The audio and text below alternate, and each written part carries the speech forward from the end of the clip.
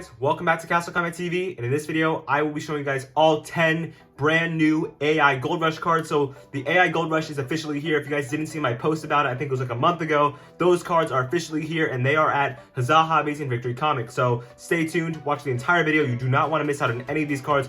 All of these cards are different than their normal variants, but there aren't any new characters except for one. So there are 10 cards here. Unfortunately, there was a misprint, so these cards do not have the gold edge, but they are shiny on the front and they have the yellow text. So moving on to our first Gold Rush card, it is Infurwrath. So we're gonna start from 10 and move our way to 1. All these cards have the AI art and buffed ability. So Infurwrath is the only new character. So Infurwrath AI Gold Rush Edition, power 6. All allies in epic battle with Inferno in their name are +1 powers. And then if you lose previous battle, Infurwrath can reroll 1. So not the strongest Dragon Lord, but he is going to be the rarest Dragon Lord because there's only one other one out there. Moving on to number 9, it is Margul. So Margul the Master, before battle will die, 3 or higher to negate. If Margul wins, bring back 1 orange bad guy from dungeon to deck, +1 versus commons and elemental wizard. So just a solid card, just a healer for their faction, and he negates. So not a bad card, not a great card, but Margul really cool. I really like his art. I think he's one of the coolest looking cards in this set. So that is Margul the Master. Now moving on to number 8, it is Morpheus. So Morpheus, his art, people say it looks like Thanos. I tend to agree, but epic battle hypnosis, you can have 1 good guy in your deck. If Morpheus is defeated, remove that card from game. Morpheus can roll 6s, lowest battle score wins, epic battle, AI Gold Series number 8. So keep in mind, all these cards are 1 of 1. So Morpheus, a very established character, his ability brought a brand new mechanic to deck building, and I think it's one of the best mechanics we've seen in a very long time. So that is number 8.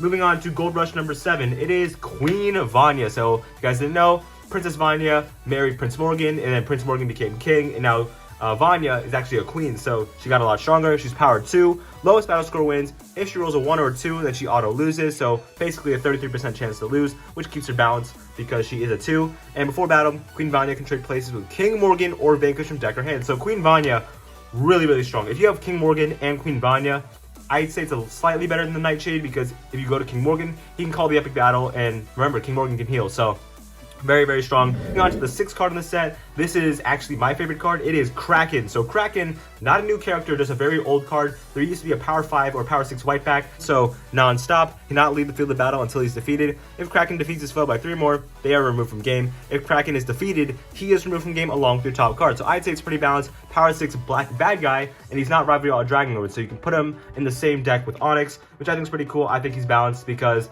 3 or more is a little hard to get. It's not like Silver Bowl where it's 2 or more, which is actually really normal. So Kraken, one of the coolest cards in the set. I really like his art.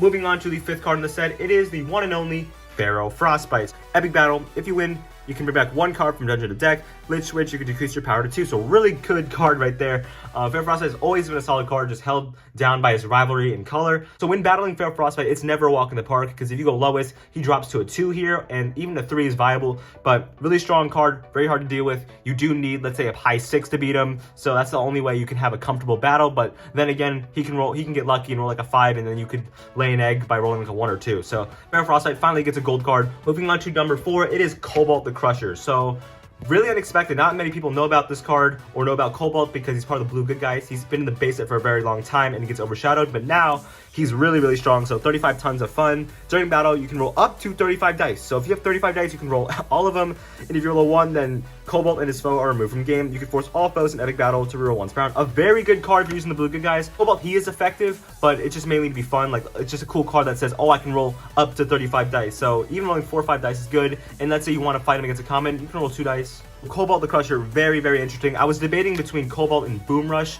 Those are basically the exact same thing, but I was going to go with Cobalt because I already have a blue bad guy. So that's Cobalt the Crusher. Really cool card, in my opinion. The most fun card out of these 10. So, yeah, that's Cobalt the Crusher. Now, moving on to our top 3. At number 3, we have Presto. So Presto, this is his prime variant. So these 3 cards I'm about to show you are the ones you want. These are the kind of cool ones, but these 3 I'm about to show you are the really strong ones that are automatically added into decks. So before battle will die, negate on 3 or higher, 1 or higher versus undead and elemental, so really strong.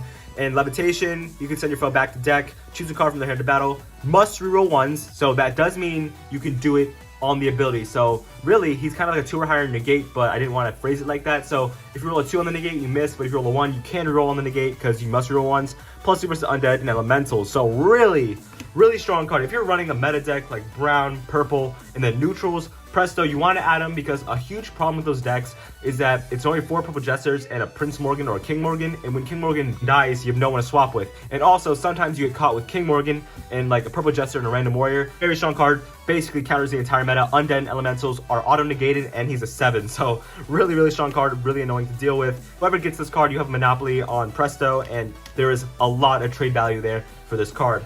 Now moving on to number 2, it is King Crimson. So King Crimson was not part of the first wave of cards, but now he calls an epic battle. So during battle, roll 2 dice. If you roll 6, you auto win the round. Double 6s, remove your foe.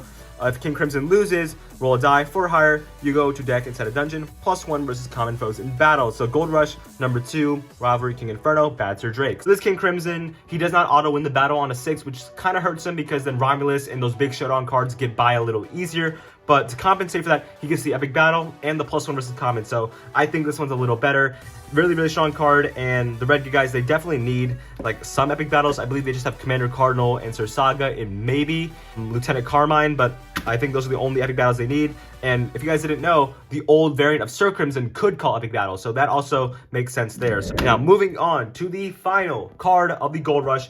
In my opinion, the most desirable, it is Nightshade, because it is AI Gold Rush Series number 1. Before battle, you can trade places with Nightshade the Necromancer from deck or hand. If you win, bring back 1 green bad guy from dungeon to deck.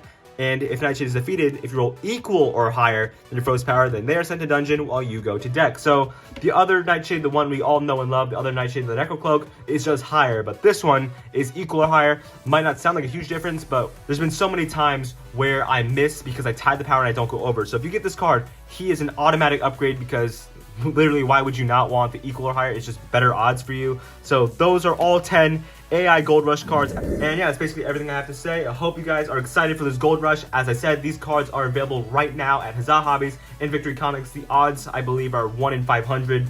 But I don't know. Rob didn't tell me the odds, but that's what it used to be. So I'm just assuming that's what the odds are. And yeah, that's basically everything I have to say. Make sure you guys hit like and subscribe, and I'll see you guys in the next video.